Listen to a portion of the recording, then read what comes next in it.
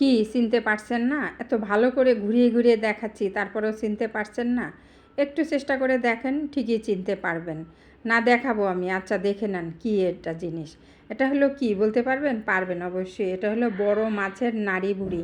আসলে না এই তেল চর্বি এই লাড়ি ভুড়ি অনেকেই খেতে চায় না, অনেকেই পছন্দ করে না, নাক নাক ছিটকায় যে এইগুলা খাওয়া যায়। আসলেই খাওয়া যায়, কেন যে ছোটোকালে আমার দাদিকে দেখতাম এরকমের বড় মাছ যখন কিনতো, একদম তাজা মাছ তো, তখন তার তেল দিয়ে বেগুন রান্না করতো, এত মজা লাগতো।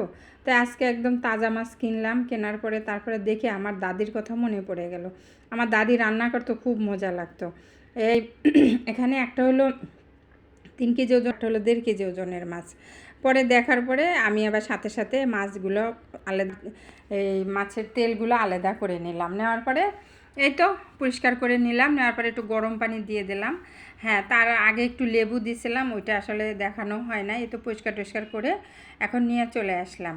এই যে দেখছেন, দেখেন কি সুন্দর হয়েছে, তাই না? একদম তাজা মাছের তেল। এটা খেতে যে কী যে মজা লাগে, কেউ যদি একবার না খেয়ে থাকেন অবশ্যই ট্রাই করে দেখবেন। নাক ছিটকায় লাভ নাই, কিন্তু খেয়ে দেখেন, কোনো কিছু ফালানোর জিনিস না। আর তাজা মাছের এগুলা ফালানোর কোনো দরকারই নাই। মাঝে মাঝে আমি রান্না করে খাই। আজকে ভাবলাম যে আমি আমার বন্ধুদের সাথে শেয়ার করি। অনেকেই তাজা মাছ কিনে খায়, কিন্তু এই তেলগুলো ফেলে দেয়।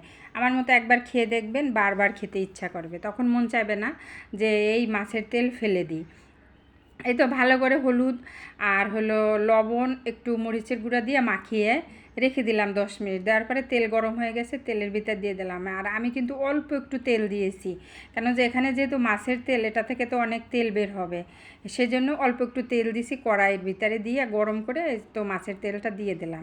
এখন আলতোভাবে একটু উল্টাই দেবো। দেওয়ার পরে এর উপরে, এটাতে কিন্তু আমি আর পানি ব্যবহার করবো না, এর উপরে এক এক করে মশলা দিয়ে দিব। কী কী মশলা দিব? এই তো রসুন বাটা দিয়ে দিলাম, আদা বাটা দিয়ে দিলাম, মানে এক এক করে যা যা মশলা রান্নাঘরে আমরা ব্যবহার করি সেই মশলাগুলো সব দিয়ে দেবো। আর পেঁয়াজ দিয়ে দিলাম, হাত দিয়ে ভালো করে একটু ভেঙে ভেঙে দিয়ে দিলাম। এটা ভেতরে আর পানি দেবো না, কয়েকটা যা দিয়ে দিলাম, কাঁচামরিচ দিয়ে দিলাম, একটু জিরার গুঁড়া দিয়ে ভালো করে আস্তে আস্তে জাল দিয়ে ভালো করে একটু নাড়াচাড়া করে দিব। আর বেশি নাড়াচাড়া করলে কিন্তু ভেঙে যাবে, তখন কিন্তু খেতে আর ভালো লাগবে না, আর পুড়ে যাবে। এই তো দেখছেন কি সুন্দর একটুকু ঘ্রাণ আসছে, একটুকু ঘ্রাণ নাই। মাছের তেলের যে মাছের একটা এক্সট্রা গন্ধ, ওটা কিন্তু একদম নাই। খুব সুন্দরভাবে হয়ে গেল।